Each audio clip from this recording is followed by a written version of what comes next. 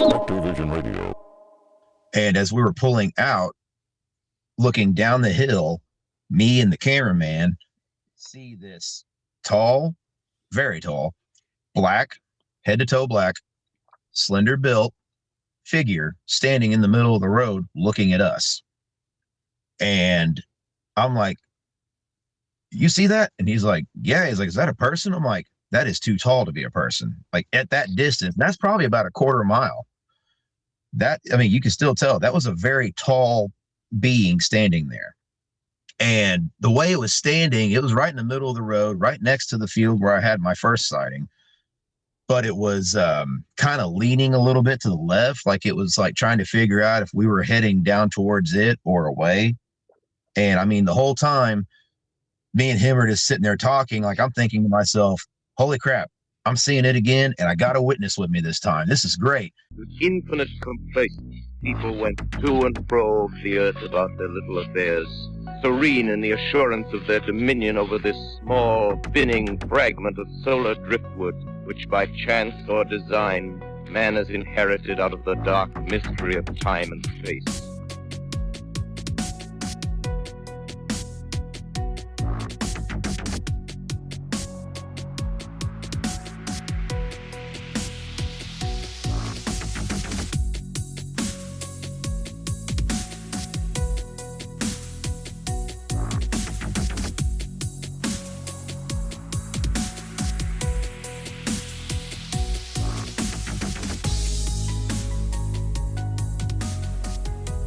Yeah, that night was weird because it was my wife's birthday. It was November 23rd. We were out there on the farm because she wanted to have a bonfire. And we're sitting out there. Dad come out, visit with us for a little while. Then he went inside to go eat dinner. It was about 5:45 because here, in the winter, it gets dark at 5 o'clock. And so we're sitting out there just chilling, watching the fire. All of a sudden, off my left shoulder, going probably just guessing the distance to the wood line whenever I found those tracks in 2023 that we were heading to, over in that direction, maybe even a little bit further. Just heard this crazy scream that was so loud, and it was a solid probably 8 to 10 seconds long. Sounded female, but it ended ape-like. And that's really the only way I know how to describe that. And I look over at my wife, she's looking at me like, did you hear that? I'm like, yeah, and I'm glad you did too. Because I heard that and immediately I'm on alert. I'm like, okay, that's whoa, like I've heard whoops, I've heard others like mimicry of owls, the train whistle sound, I've heard that before. Even the help, I heard that night that we came out and you and Jason had all the issues with the GPS just getting to the farm, let alone whenever the instruments started messing up. And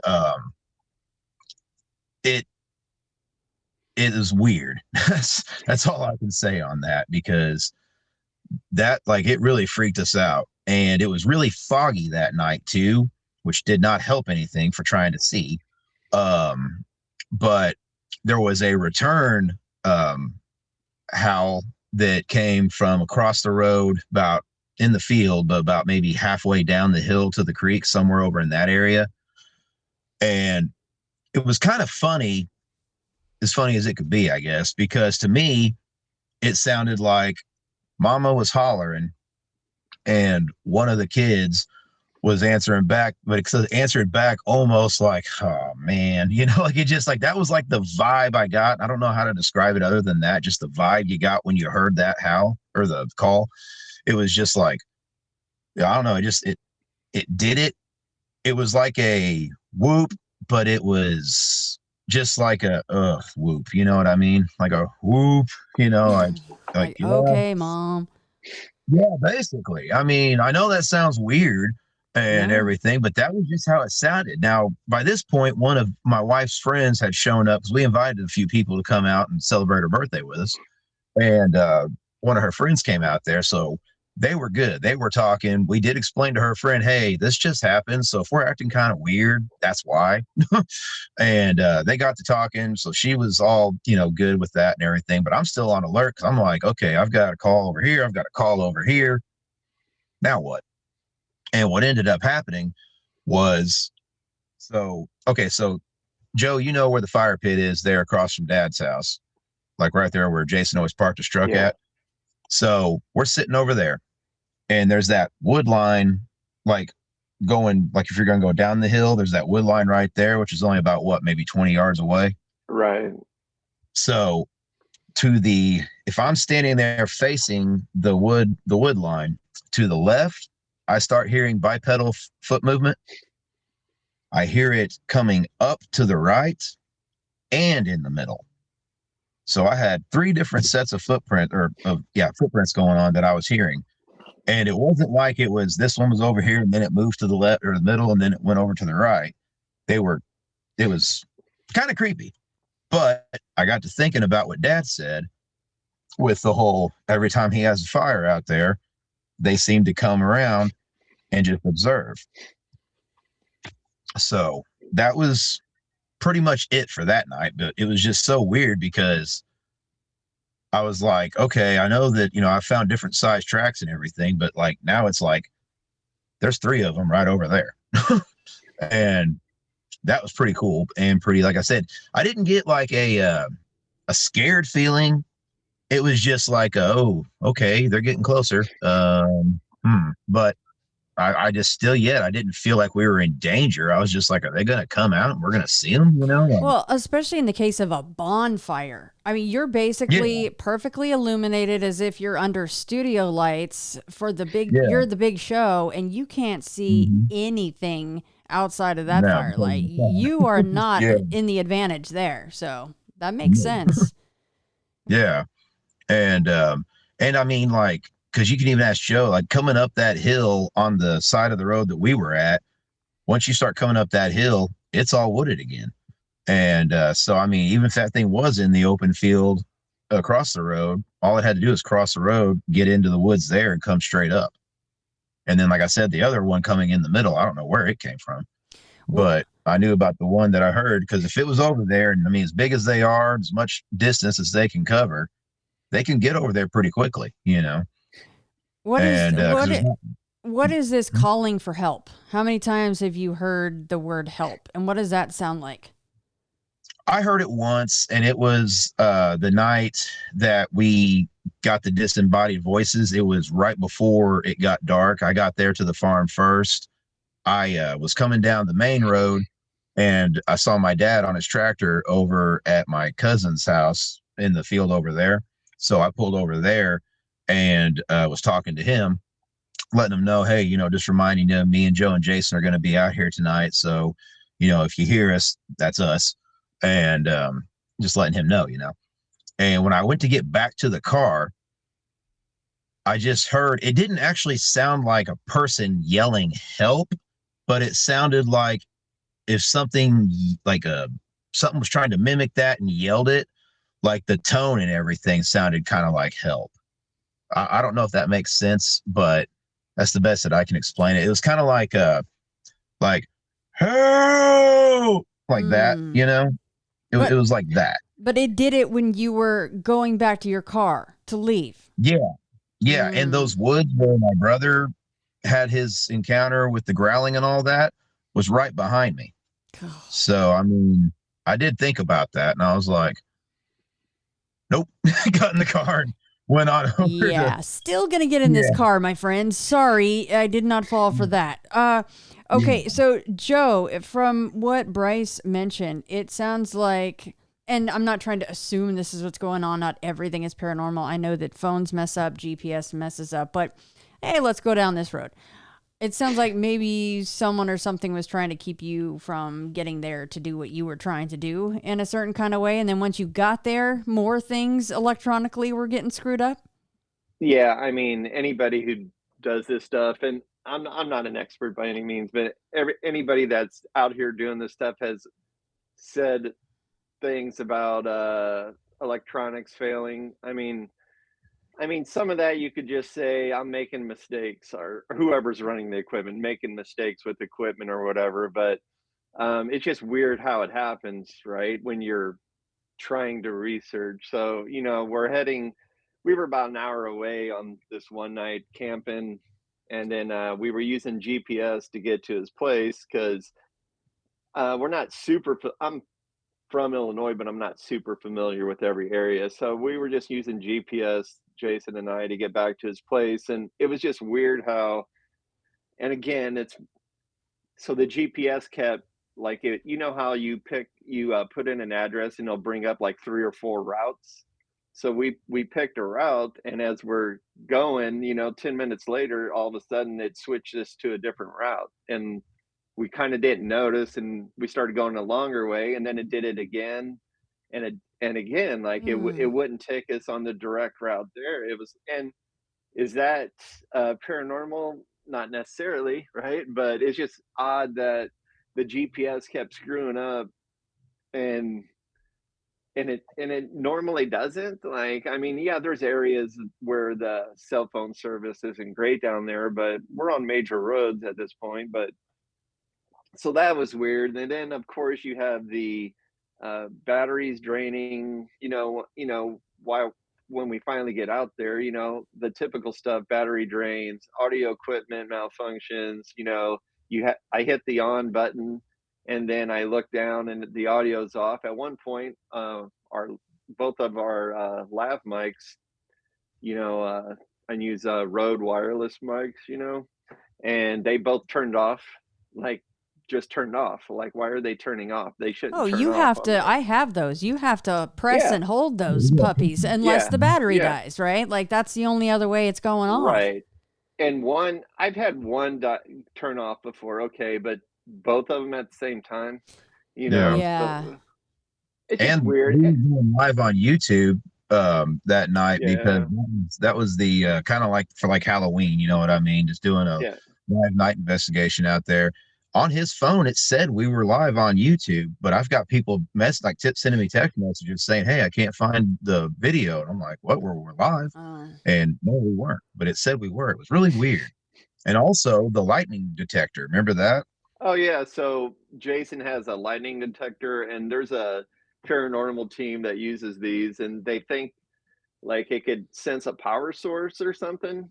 And so his lightning detector would go off every once in a while. There was no storms within many miles that we knew of. Like, the sky was perfectly clear, and his Yeah. lightning detector would go off. And on a different investigation in Shawnee, we had it go off like 28 times one night, and then found out a week later there was so it's on the New Madrid fault line. So we found out there was earthquakes going on. So, like, I think the lightning detector possibly was uh, identifying some power source caused by the tectonic plates or something, on that other investigation. So I think it works. Like, it's just another tool you could use to maybe find out if something weird's going on. So his lightning detector kept going off out there, and it's just all these little things, like I said before, that maybe by themselves, okay, big deal. But then, like, if you try to put the puzzle together later, it kind of weirds you out a little bit. yeah. My wife calls it the Skinwalker Ranch of the Midwest. I mean, it sounds apt because from what we're seeing here. Okay, speaking of that, can we talk a bit about UFOs? Because in the email there was a mention that your dad and uncle had a UFO sighting, and then there's also a UFO caught on camera by you guys. So do you mind going there for a little bit? Sure. Yeah, I mean, me and Dad, my uncle, we've all seen UFOs out there throughout the years. One in particular encounter that they had, they were kids and Grandma had taken them to town, and then they were coming back to the farm from town, and all of a sudden there was this silver cigar-shaped UFO following them. And I remember Grandma telling me this story whenever I was a kid, and then Dad and Uncle Danny both backed it up. But yeah, it followed them all the way out there. It was silver. it had, if I remember correctly, Dad said blue lights and maybe some yellow lights on it. And the sunlight was hitting it, shining it. I mean, it was really bright. So it was like you saw it. It was no mistaking that there was something there following you. And it followed them all the way out there to the farm and went over, across the road where those woods are from Grandma and Grandpa's old house. And now Grandma said that to her, she thought it was trying to land over there. Me being, because like, even though I'm a believer and a knower as far as what I've experienced, I still try to debunk because I'm also real about things, like not everything I hear out there is Bigfoot, not everything I see in the sky is a UFO. But I think that I don't really necessarily think it tried to land. I think it was just, it kept on going after it because it sat there for a while, she said, but then I think it just kind of went on and it was more of like losing sight of it in the horizon. Yeah. But who knows? I've been trying to get my uncle to, talk to Joe and do some kind of a interview where Joe can get his testimony on it because he was in the back seat and had the best view of it the whole time it was following them. I don't know if there was missing time or anything like that. Nobody ever said it. And at the time, whenever Grandma was telling me these stories, I was a kid, so I wouldn't have even known to even ask that. And I could ask my dad now, and I mean, he wouldn't know, But pretty wild. I've seen the triangles out there before whenever I used to live out there, because the house my dad lives in now, I used to live in. It was my great-grandparents' house, and after my great-grandmother passed away, my grandpa asked me to move into that house so that way there was somebody on that side of the farm where all the equipment was and could make sure nobody was out there trying to steal anything. And so I would always have bonfires too back then. And, sometimes it'd be me and my friends out there having fun or just be me out there. And if it was just me out there, a lot of times I go lay on the hood of my car and just look up in the sky. And I mean, you would see some stuff that was like, okay, that's not a plane, like got like a ball of light going this way and then it stops and goes, and takes off at a really fast rate of speed and it's gone. It's pretty wild. But yeah, the night that we got the UFO on camera, wow, that was a heck of a night. That night started off with, let me double check. Joe, that was the same night we did Amber's interview, right? I believe so. Yeah, I believe so. Yeah. Okay, so the second sighting, I had a witness with me. Jason and Joe were in the truck, and me and the cameraman were sitting on the tailgate of it, and we were getting ready to go to set up Amber's interview. And as we were pulling out, looking down the hill, me and the cameraman see this tall, very tall, black, head to toe black, slender built figure standing in the middle of the road looking at us. And I'm like, you see that? And he's like, yeah. He's like, is that a person? I'm like, that is too tall to be a person. Like at that distance, that's probably about a quarter mile. You can still tell that was a very tall being standing there. And the way it was standing, it was right in the middle of the road, right next to the field where I had my first sighting. But it was kind of leaning a little bit to the left, like it was like trying to figure out if we were heading down towards it or away.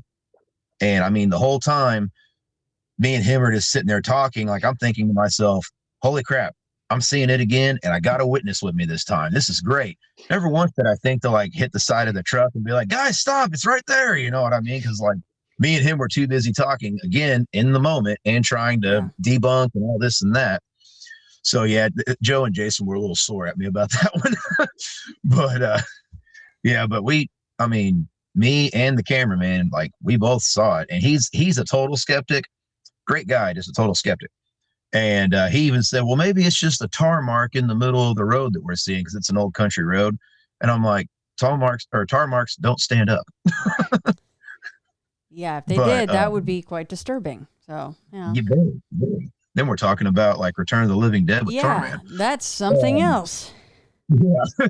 But no, so then so we do Amber's interview, and it was over by my field that I own.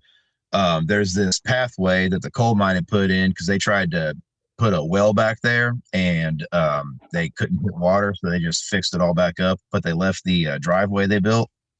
And in there it's nice, and you got trees all around it, so it makes for a good spooky fireside chat basically.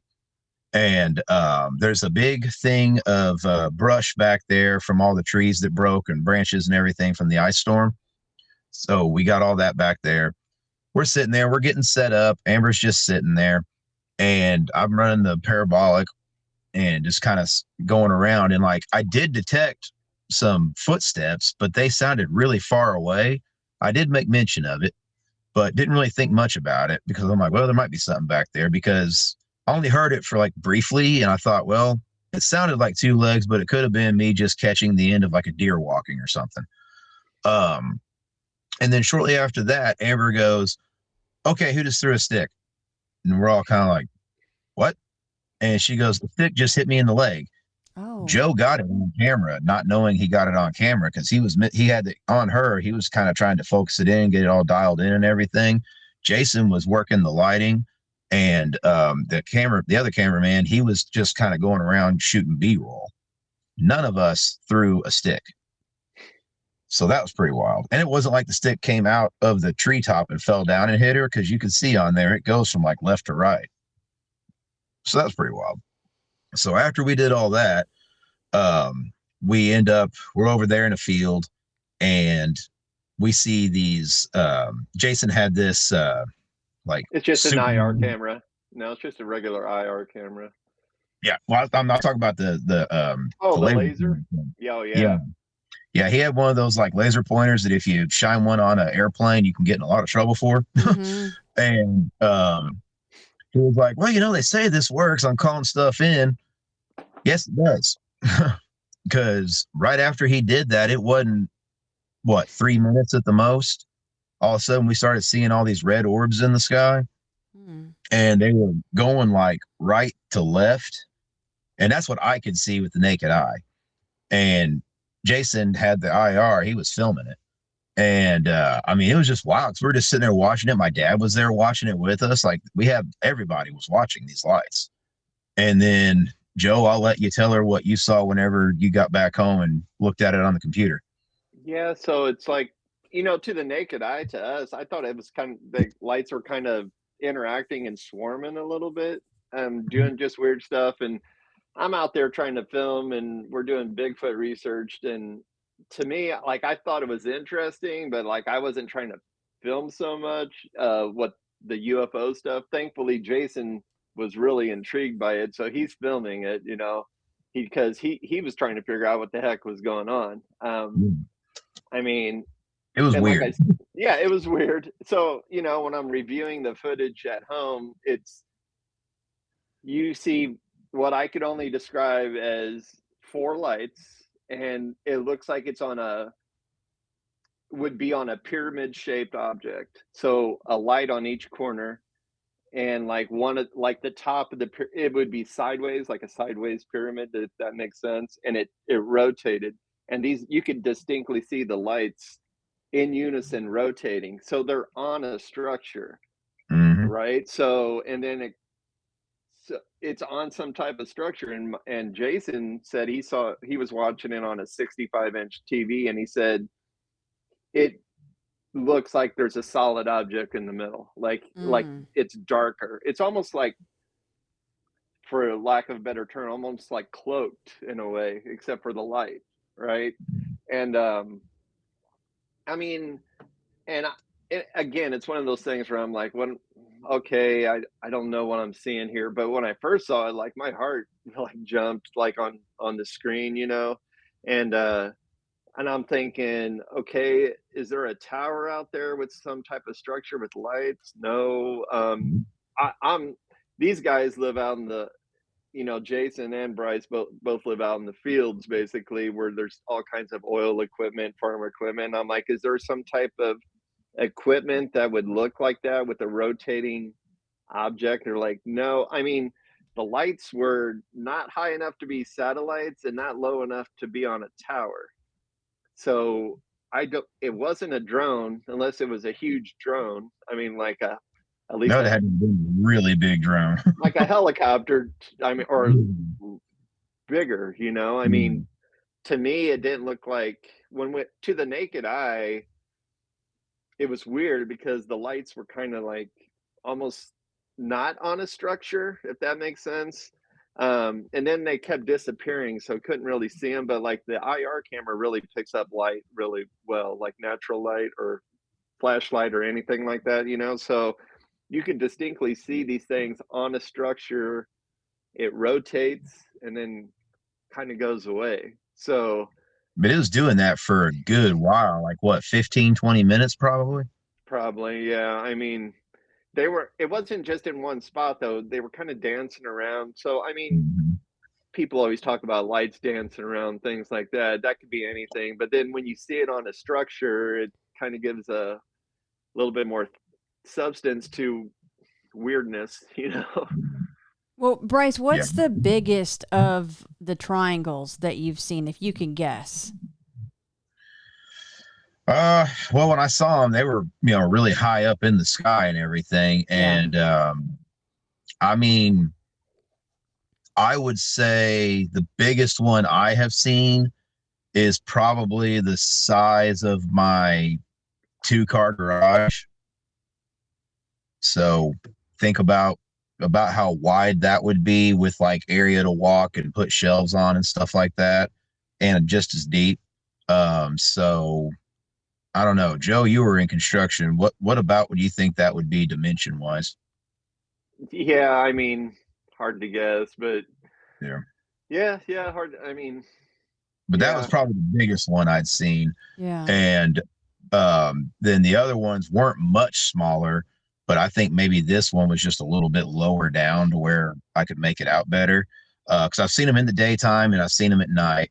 And at night, you've got like the 3 lights in the corners, and then you've got this red light in the middle. And that's the one that I always saw. And I saw that more than once, that same light pattern. So I was wondering to myself, like, well, could this be something else? And this was like, whenever I saw this was before drones were a thing.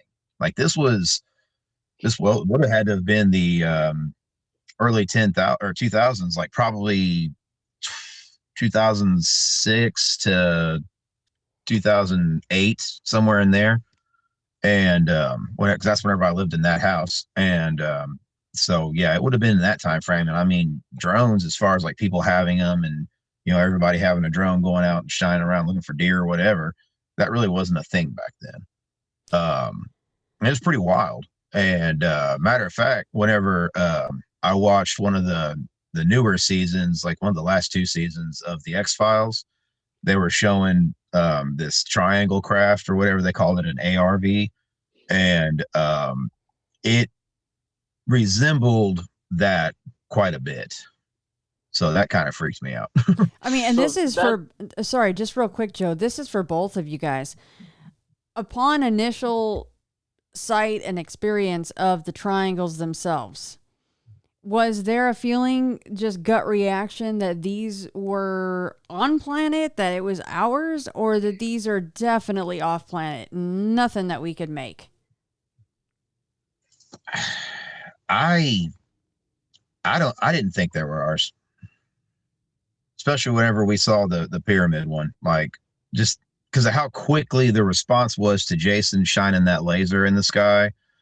And I mean, yeah, it seemed a little too like, there's no reason for government things to be out there. Well, and in that specific case, it would have to happen to be sitting there for this laser to go off and to show off at that very time. I mean, that's random.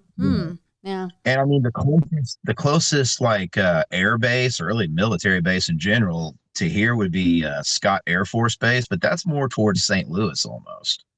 And that's, 2 hours away. I mean, we'll have helicopters fly over my house heading that direction every once in a while, but this wasn't helicopters. it wasn't anything like that. Yeah. I was just going to say that area's got Southern Illinois has a big history of UFO flaps, and there's that in the 70s and then early 2000s where law enforcement was basically verifying they're seeing UFOs as it traveled across Southern Illinois.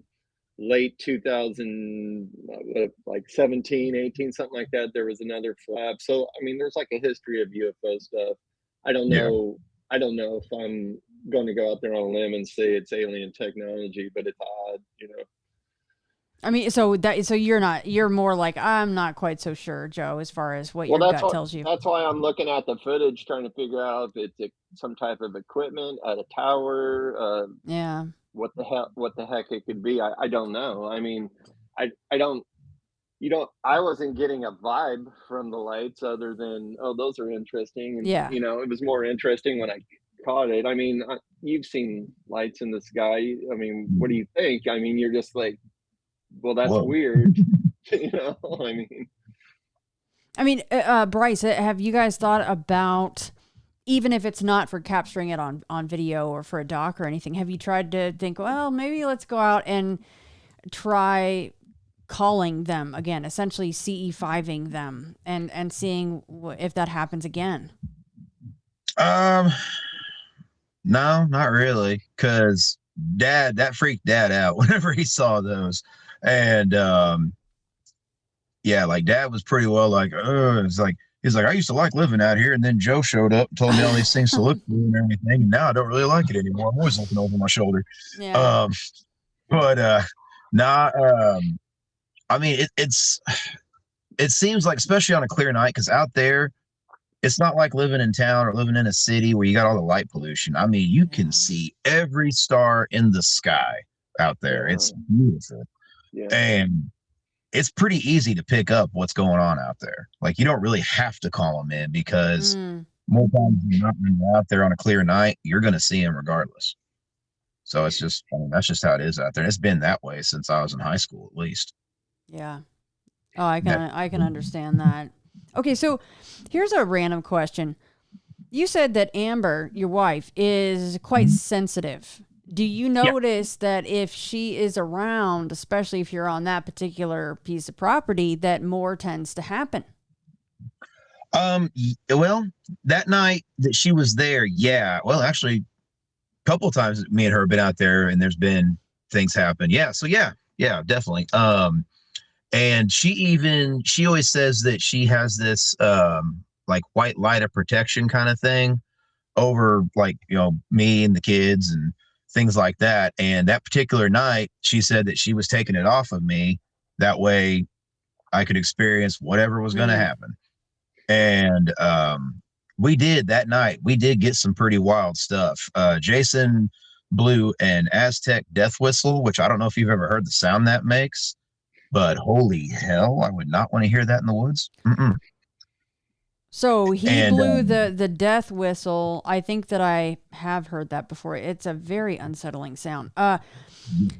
In fact, didn't they blow that in that horrible to watch Bone Tomahawk movie? I think they blew one of those in that movie. Anyway, that's a whole nother can of worms with that. But did he blow that for Bigfoot purposes or just for fun? Or just to see if he could get a reaction. He blew it twice. The first time he blew it, I had the parabolic dish, and of course I had the volume all the way up when he did it, and I wish I wouldn't have done that because God, that was loud. But he did it, nothing. About 30 seconds, he blows it again, and almost immediately there was a tree knock reply, and the tree knock reply to me almost sounded like knock it off. Like that was like the vibe I got from here. I was like, ooh, we got to knock. Because it was almost like, I don't know if it heard that and thought something was out there challenging it or something like that, because whenever I got that knock, I mean, the solid knock that we had gotten before, whenever we had the disembodied voice and everything that night, that was just like a regular solid knock. This was almost like kind of getting aggravated, like, hey, knock it off, or whatever, that was pretty wild. So with all of these different things going on, on that property, and then obviously there's a home on that property, and then you and Amber, you live in your house. Have you guys had ever anything strange, your dad inside his house, or you guys after you've, been out on your investigations or just went to visit dad one time? Has nothing ever gone on inside you guys' homes? Oh yeah, when I used to live in that house that dad lives in now, so this was probably not long after my great grandmother passed away, and I want to say she passed away in springtime. I moved in there, and I didn't have, like, it was already fully furnished, but I wanted to get my bed there, but my bed wasn't there yet. So I was sleeping in my great uncle's bed, and he had died about 6 months before my great grandma died. And so this would have been my grandpa's brother. And I'm sitting there in the living room because I'm a factory worker. And back whenever I first started there, which was at this time, I was on the midnight shift, and then I did 2 12-hour shifts on the weekends. So my sleep schedule was all screwed up because you have midnight shift during the week and then daytime 12 hours during the weekend. So I'm up, and it's probably about 2:30 in the morning. I'm sitting in the living room, and I hear footsteps going from my bedroom through the bathroom, out the other bedroom door, into the kitchen, and then back. And I'm sitting there because I'm watching a movie, and I hear this. I'm like, what the hell, And because I know I'm the only person in the house, and I'm like, okay, that's weird. And I had told my dad about it the next day, because at that point, dad still just lived in his pole barn house just down the road. And he was like, he was just sitting there, and he was like, yeah, I've heard that before. And because he told me what it was Uncle Larry. Because when Uncle Larry, he died of brain cancer, and my great grandma, she wasn't in the best of health then either. And so dad, he would do like overnights over there just in case they needed something or anything. He was there to take care of them. And he said every night around in between 2 and 3 o'clock in the morning, Larry would get up and he would go to the kitchen, make himself a little glass of milk, drink it, and then go back to bed. So that's what that was. Now here's a story that happened pretty much the first week I moved in there. So I'm thinking, okay, got my own place now, king of the castle, blah, blah, blah. I'm going to have a beer. So great grandma, she never did allow drinking in the house ever. And I mean, my great grandpa, him and his brother, back during the Prohibition times, they kind of did a little running, and so, but it was never at the house. Well, I'm sitting there, I crack open a beer, and this picture that was on the wall above the couch that had never been off the wall since it got placed there goes off the wall and into the middle of the living room floor. And I'm like, what? I look over. I mean, you can see like the ring around the wall where the picture was sitting at and everything. And it wasn't like it fell down and then just hit the couch and fell over into the living room floor. Like it came off the wall into the living room floor. I'm like, I'll take it outside. You were in trouble. yeah. I was like, damn, okay. And I never drank in that house again. It was always outside. I mean, I'm not a drinker anyways anymore, but back, in your early 20s, it's like, yeah. But yeah, that was wild. And then my cousin lived there after I did, because the coal mine was coming through at that time, and they were doing the long wall. And they said that where the house was, it was close enough to the pillars where they didn't think there would be any chance of subsidence damage or the house sinking or anything like that, but they couldn't rule it out either.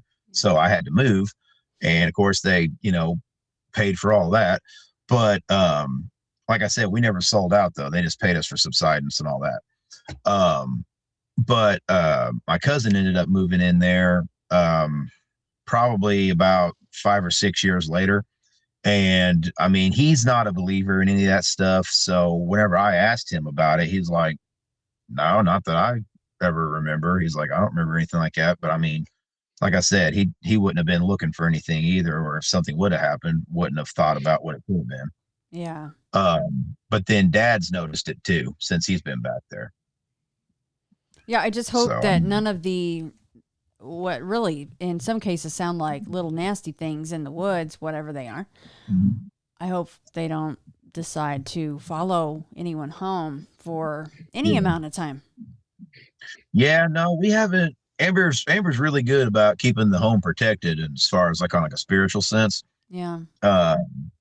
Because I do remember, there was a time we were going through some problems and whatnot, and I do remember, like basically like we weren't together at this time, and I do remember seeing a shadow person in the house, and that was pretty wild because I just happened to look over, and coming from like the bedrooms where my kids' bedrooms were, but they weren't at the house at that time. They were staying with their mom that week. And I just saw it go like from one bedroom. It's like you got a bedroom right here, you got the bathroom, you got another bedroom here and another bedroom next to that. So there's this big light over there. And so, I mean, you look over there, it's fully bright. And there was just this solid black figure walking by. And I was like, I immediately rebuked that in the name of Jesus and all that right away. I was like, no. Well, and how about the timing of when that showed up, when you guys are going through a rough time, right? I mean, we hear that a lot too. Yeah. And that was, and I even wondered because I was like, okay, I don't know what that was, but that don't need to be here. And because especially those bedrooms, those are my kids' bedrooms. So I'm like, hell no.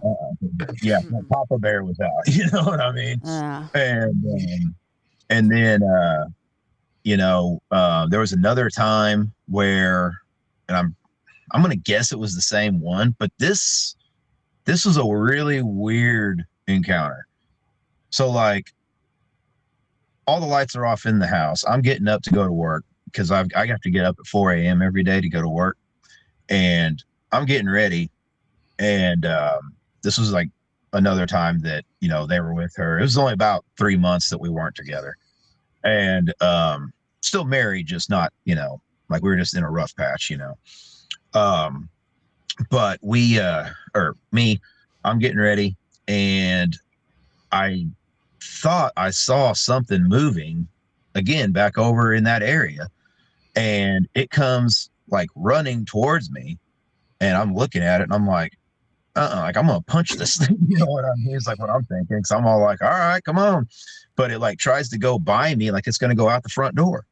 And here's where the kind of funny, weird thing happens. My kids' shoes are all scattered right there by the front door. It trips over one. Like I hear the shoe move, like something tripped over me. And I'm just standing in place. It wasn't like that. And I didn't have any animals back then either in the house. And so that happens and I see it kind of like stumble, because like you can make it out. Like it was darker than the room, and I'm just like, dumbass. And then it's, you know what I mean?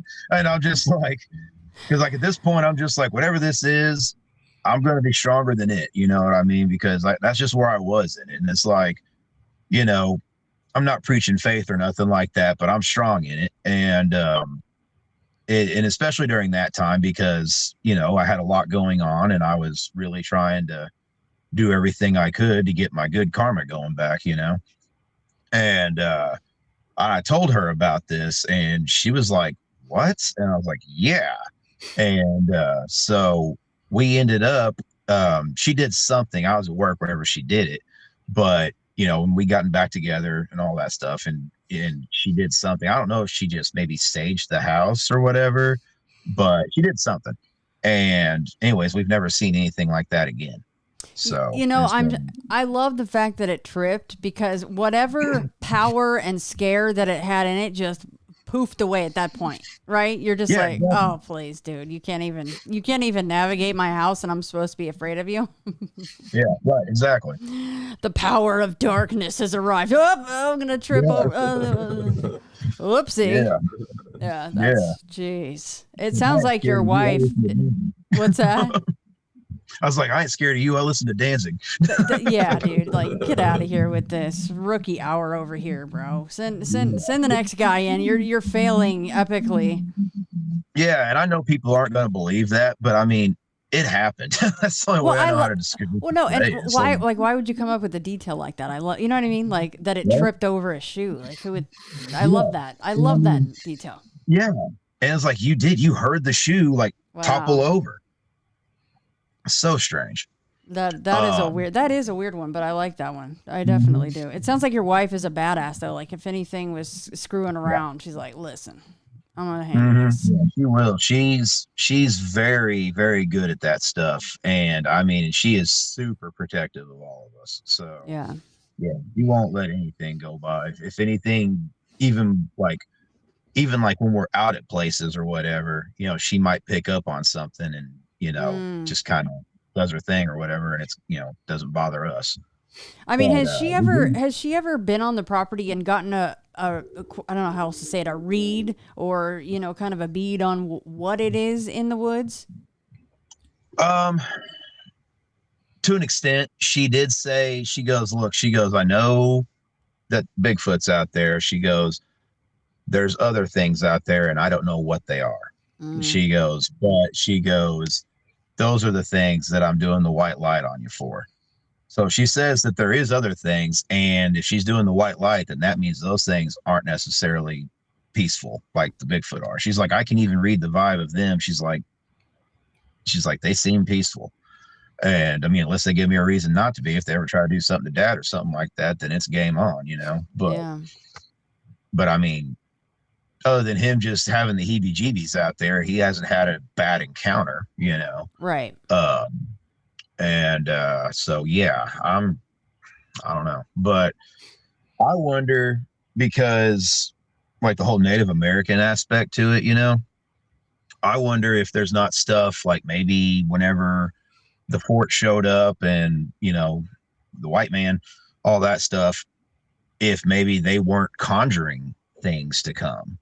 You know, it can't be ruled out. Right. I mean, we've heard those stories in the past. And now that they're not there, there's nothing to put them back. Right. So it could be something like that too. Don't know, but it's possible. And that's where I always remind people. It's like, hey, I'm not saying this is what's happening. Like it's this right here. I'm just saying it could be this.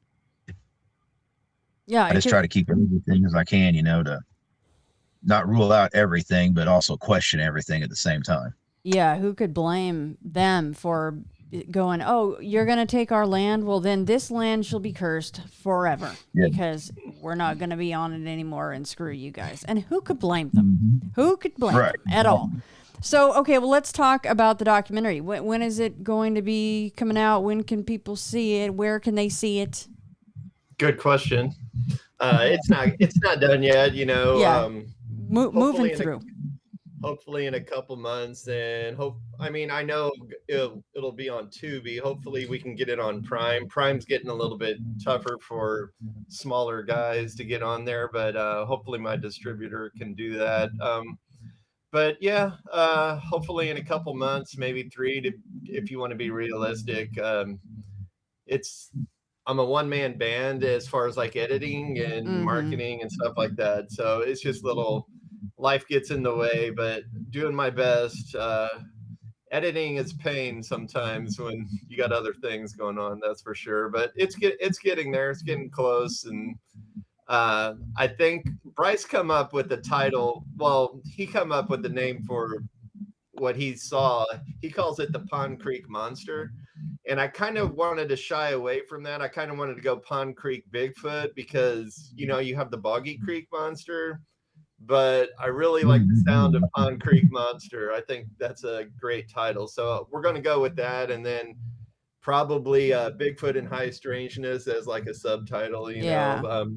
I didn't set out to do a high strangeness documentary here. It's just that stuff that happens out here you don't know.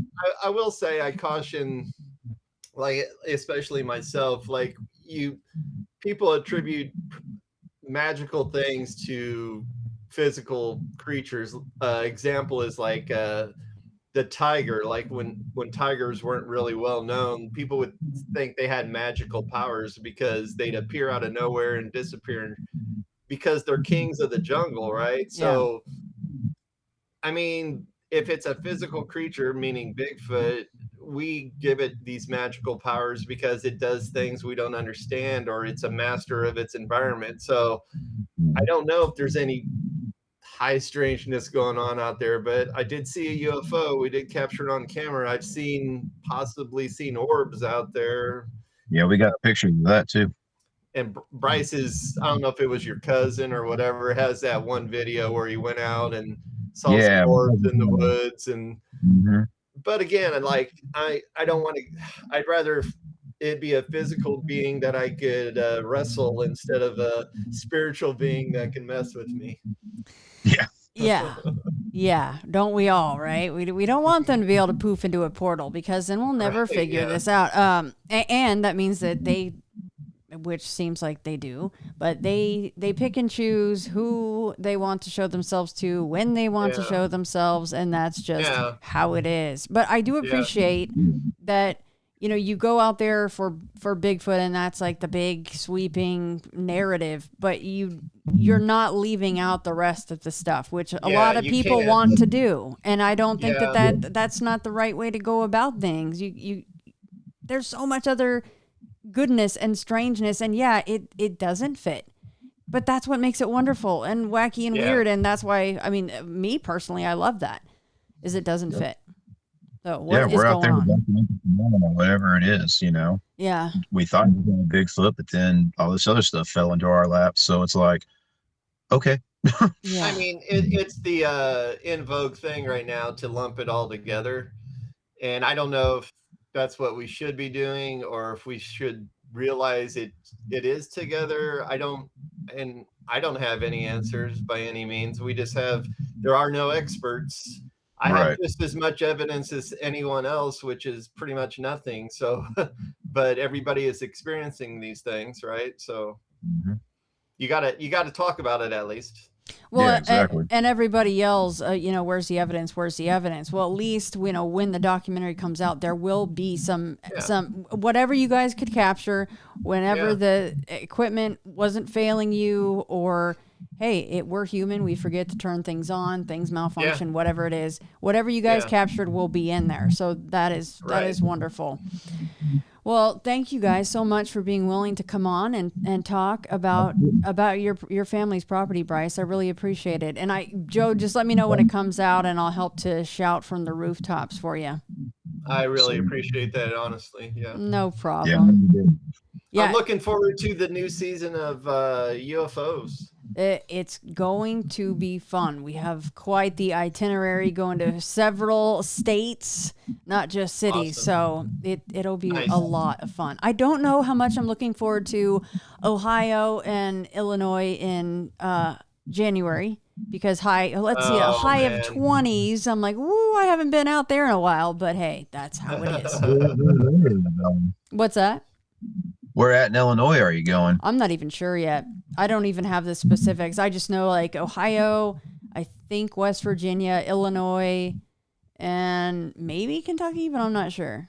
Yeah. Yeah. Well, you guys are going to be down this way. You guys can come out to the farm and check out the sky. That would be cool.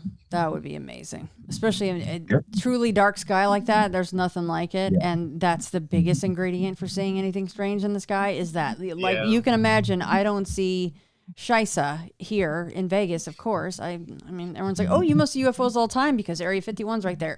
No, I don't. Well, thank you guys so much. Let me know if there's any updates as well, because folks love update shows and, you know, continuing to share the information. Thank you guys. Thank you.